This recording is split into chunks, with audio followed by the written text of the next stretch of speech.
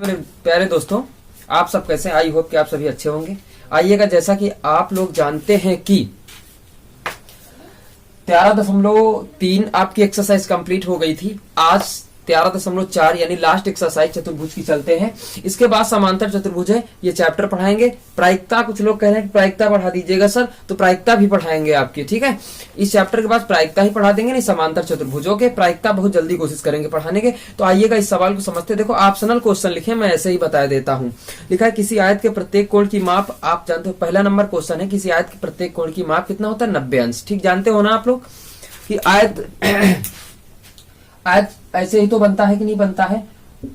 सम्मुख भुजाएं बराबर होती तथा प्रत्येक कोण समकोण होता है बच्चों, ठीक है।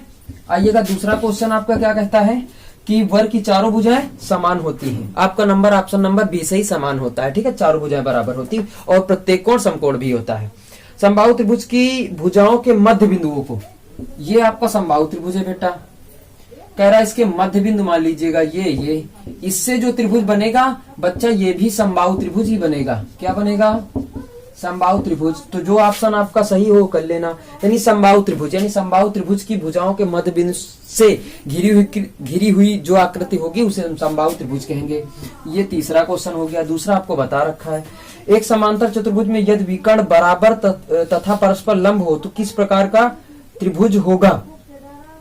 यानी चतुर्भुज होगा, त्रिभुज नहीं बनेगा, ठीक है। तो जब समान लंबाई के होते हैं बच्चा, एक चीज समझो, जब ये समान लंबाई के होते हैं और परस्पर लंबवत होते हैं तो आपका वर्ग भी बन जाता है, ठीक है। ये चौथा क्वेश्चन है। पांचवा क्वेश्चन क्या कह रहा? समांतर चतुर्भुज की सम्मुख भुजाएं बराबर होती हैं, भुजाएं होती हैं तो क्या होती हैं? सम्मुख समांतर भुजाएं, ये बनाए तो समांतर क्या होती? समांतर भी होती है और समान भी होती है। तो ऑप्शन आपका जो सही हो, यानी समान समांतर दोनों होती है, ठीक है। उसके बाद छठा नंबर क्वेश्चन कह रहा कि यह त्रिभुज एबीसी में एडी मध्य का ई एडी का मध्य बिंदु है। आप त्रिभुज एक सुंदर सा बनाइएगा बच्चों, उसके बाद मध्य का एडी डाल दीजिएगा, एडी का मध्य बिंदु ई है, ए बी सी, इसे डी मान लीजिएगा। फिर कह रहा है कि बीई को मिलाकर ई से एसी पर एफ काटता है, इसको मिलाकर एफ काटता है। सिद्ध करो एफ बराबर 1/6AC, ठीक है। तो जैसे हमने पिछले क्वेश्चन सिद्ध किए थे एफ बराबर, उसी प्रकार आप लोग भी सिद्ध कर लोगे इसको। अगर नहीं सिद्ध कर पाओगे तो कमेंट करके बताना, हम सिद्ध करवा देंगे, ठीक है। समचतुर्भुज के मध्य बिंदुओं को मिलाने वाली आकृति, आप जानते हैं कि आयत बनता है। समचतुर्भुज कोई बनता है, जैसे मान लीजिएगा यही, तो इसको ऐसे मिलाओगे तो ये क्या बन जाएगी? आयत बन जाएगी आकृति। ओके, 8वां नंबर क्वेश्चन ये था। और उसके बाद 9 नंबर क्वेश्चन है, वर्ग की भुजाओं के मध्य बिंदु को मिलाकर बनने वाला चतुर्भुज कौन सा होता है? तो वर्ग है, जैसे मान लीजिएगा ये वर्ग है, इसके समचतुर्भुज ये ऐसे मिलाओगे, ऐसे भुजाएं, तो ये भी वर्ग एक बनेगा जैसे ये वाला, ठीक, वर्ग ही बनेगा बच्चों। उसके बाद 10 नंबर, समांतर चतुर्भुज में यदि एक कोण 90 है तो वह क्या होगा?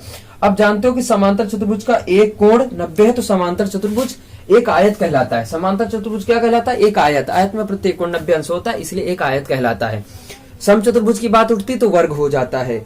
जैसे सेकंड नंबर पे कहा भी गया है, एक समचतुर्भुज का एक कोण यदि 90 है तो क्या होगा? यानी समचतुर्भुज होगा। 11 नंबर है क्वेश्चन, यानी क्या होगा? वर्ग होगा। समांतर चतुर्भुज में कोण 90 हो तो आयत बनता है, और अगर समचतुर्भुज में हो तो वर्ग बनता है बच्चा, ठीक है। 12 नंबर क्वेश्चन कह रहा है कि निम्न में से चारों भुजाएं बराबर होती हैं।